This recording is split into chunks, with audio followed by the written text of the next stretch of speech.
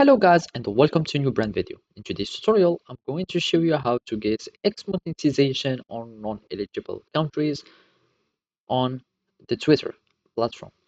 So make sure you watch the video to the end and follow these simple steps.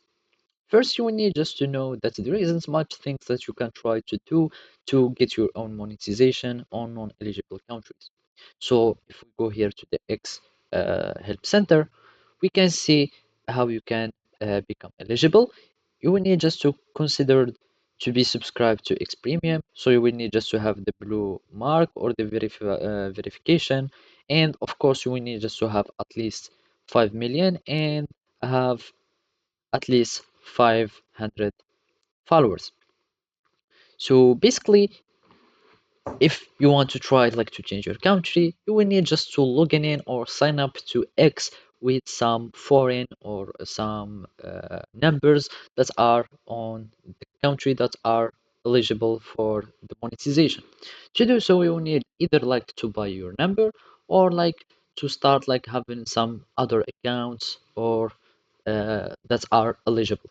So basically, you can just go to the X platform, log in to X, and here in the sign up form, so let's just go sign in.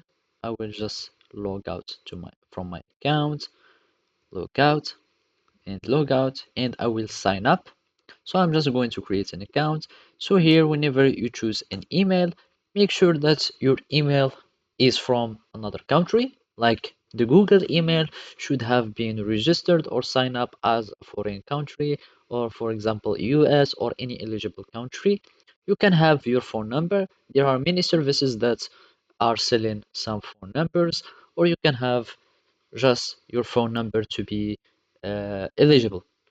And after that, you will need just to log in into your account. So I'm just going to log in with my account. And after logging in, you will need just to go to your profile. And basically, we go to settings,